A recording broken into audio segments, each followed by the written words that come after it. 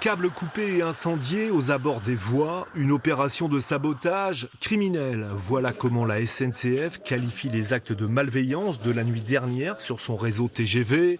3 sites stratégiques touchés sur les coups de 4 heures du matin. Le premier entre Le Mans et Paris, 2 autres sur les axes nord et est de la France. Une 4e tentative a en revanche été déjouée. Repérée par des cheminots, 2 individus ont pris la fuite. Tout s'est fait aux mêmes heures. Des camionnettes retrouvées avec des personnes qui ont fui, notamment sur la partie sud-est. Des agents incendiaires qui ont été retrouvés sur place. Une enquête est en cours. Tout nous indique aujourd'hui que ce sont bien des incendies criminels, notamment la dimension de la concomitance des temps qui est plus que suspecte.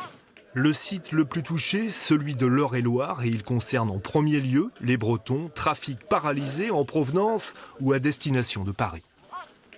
On est sur le poste d'aiguillage donc de Rennes, Bordeaux et l'accès à Montparnasse. Donc ça bloque l'intégralité du trafic pour accéder aux Jeux Olympiques, mais aussi pour les départs en congé. En tout sur l'Hexagone, 800 000 personnes impactées. À Montparnasse, en Bretagne, toute la matinée, les voyageurs ont été privés de train. La SNCF a promis le remboursement des billets. Et puis en début d'après-midi, grâce à la mobilisation des cheminots pour les réparations, le trafic TGV a finalement repris, mais seulement en partie et en mode dégradé. 1 train sur 3 sur l'axe Atlantique. Tout ce qui est Bretagne et Pays de la Loire est détourné par ligne classique via Chartres et Le Mans. Donc du coup, on rajoute à peu près 2 heures de temps de transport.